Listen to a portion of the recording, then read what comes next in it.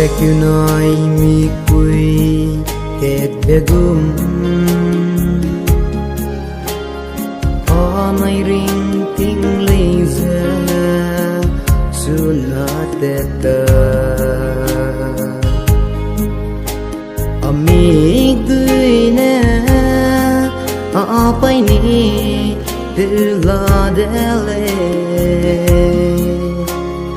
Oh siêu bé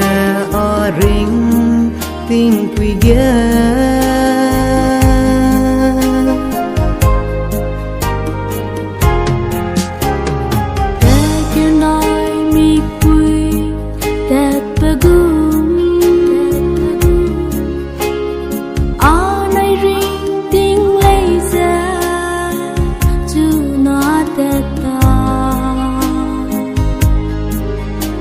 nang chuin ya gai be pe rit sao ngam la lục to gai dui mei a pe ra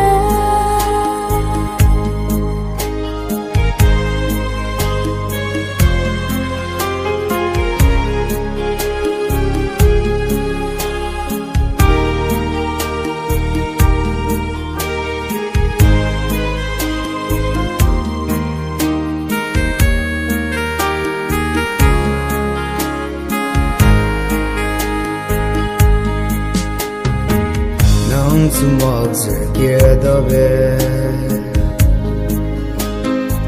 Ningai ve ko gadle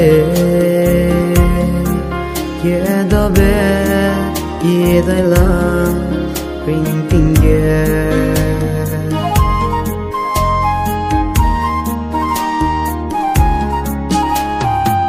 Nang sumak se kedabe Ningai be ko gadle nang zeda le aha gen ya nang be be ang ri lu mo ba lu zen ya